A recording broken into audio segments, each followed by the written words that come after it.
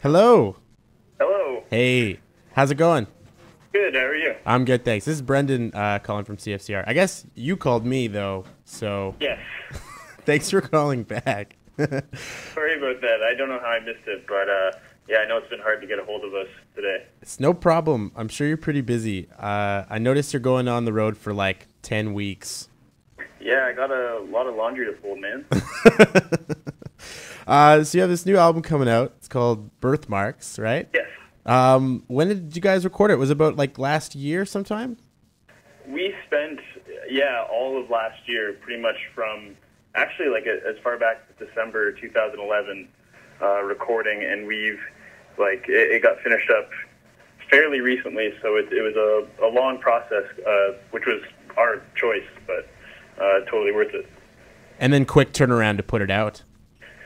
Yeah, well, I mean, like, it was a lot of, like, mixing was the last thing to get done and stuff, and and we've just recently been doing some B-sides and getting things ready for something else we're working on, but yeah, it took a long time to get going, but it feels like time flew by recently, so. And it was like Luke's album, was that around the same time for recording? Like, was that all kind of just happening? Yeah, like, it started, I'm trying to remember exactly when Luke started, but he was kind of finishing his record up while we were getting started and getting going, and he would be doing stuff on certain days when we weren't in. And it was at the same studio at Boombox Sound in Toronto, so it was really easy for him to see how everything was working for his record, to then have us come in and already know the place and know Roger and Marcel who worked there. That's pretty cool. I mean, the two kind of, I mean, I haven't heard, obviously, the full length, but the music I've heard seems to complement Luke's record, like almost like one's like related to the other.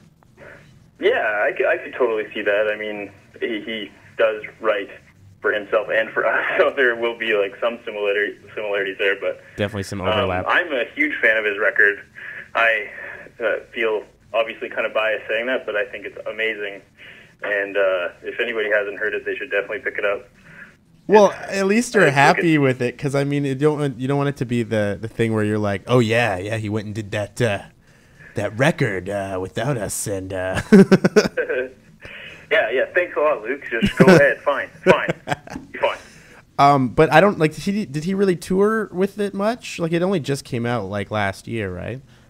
Yeah, he's done some like solo shows in Toronto and stuff with the band, and it's kind of difficult for him to be able to tour because there's only so much time for, between us and him, and then, unless he wants to live out on the road, which I don't think he does, there's not a whole lot of time left for him to tour his own record, but the record stands up on its own. Like, I think what you're saying with the similarities and stuff, there's a lot of differences and stuff that you don't get from our sound, and I think that's kind of why he wanted to do that, was to be able to explore different sounds that maybe didn't fit with the band. That's awesome. I feel kind of like a bit of a jerk because I'm like asking you questions about something that you didn't technically create, but in terms of this new record, Birthmarks, what sort of process is it? Because you said like he writes for the band too, but like, do you guys all write together then with the songs? For Birthmarks, everything kind of worked out like song by song. Like, everything was a little bit different. Like, there were some songs that Luke ahead of time had demoed entirely on his computer, and then we would kind of just go in and recreate or make some tweaks or something. We spent like quite a few months here and there at a farmhouse in 2011 writing together. So we would just set up like instruments in a living room and just jam and work stuff out, and some stuff came out of that. So there was a lot of different stuff where we're working together, some stuff where Luke wrote everything entirely, things kind of mixed up in that way, and just whatever worked best for that song. Some we even worked on entirely in the studio. So there's like, a lot of different methods going on in this record, which is something we really wanted to try to do to make it different from the last two. Well, and there's definitely, like, sonically, it sounds really different. Like, there's that huge hand clap sound on Needle. Like, how did you do that?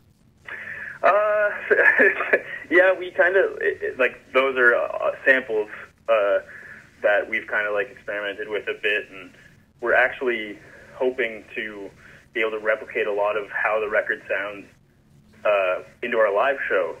So it's stuff like that where we're, you know, incorporating samplers or drum pad and stuff just to kind of fill out our sound and be able to, you know, make this live show a little bit different from what people are used to from us and be able to, like, represent the record well. That sounds super awesome. I remember a couple of years ago, you guys did like photo caption contests on like Facebook, and you gave away tickets to shows and stuff. How important would you say that the social media side of things is to you guys, and to you especially? I think it's really important. I've just always liked doing it. Like, I think it's something I've always not been in charge of, but been really involved in. We, even going back to like when we first started as a band, when we met in high school, I made like a tripod website, like for our band, just like hilarious pictures and you know, something that nobody was reading. It was basically a vanity project for myself, just being like, hey, I have a pretend website. But I've always been doing it ever since the band started. So I really think that continuing with it and like using, I don't know, like talking to fans on Facebook and Twitter and stuff is fun and cool, first of all. And then it works out that, you know, a lot of people find it really important into like making your band a little more well-known and stuff. So I'm just kind of lucky that I really like doing it. You ever have any of those weird experiences where people use like Twitter to basically text you stuff? Like, I can't get into your show, help. Yeah, that happens a lot. Get a lot of like people requesting like underage, like sneaking them in and stuff, just being like, I'm 15, I want to come. And I'm just like, I'll help if I can, but I don't know what I can do. But I find that really cool. Like, especially lately, once things are starting to pick up and we're getting ready to go on the road, there's a lot of people messaging us and stuff. And also just pass this time, like, in the van on the road when you're checking your phone and stuff. So, yeah. And people are always criticizing us for being on our phones, but it's awesome. Yeah. What kind of, like I said, you guys are going to be on the road for a while. What's your food of choice? What do you gravitate towards?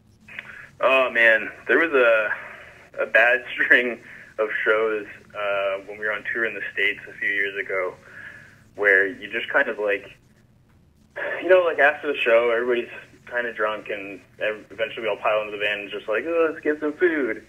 And the only thing open is like nasty burger shops, so we always go and would get burgers after the show. And it was just kind of like, I don't know how many in a row. It was just a bad time.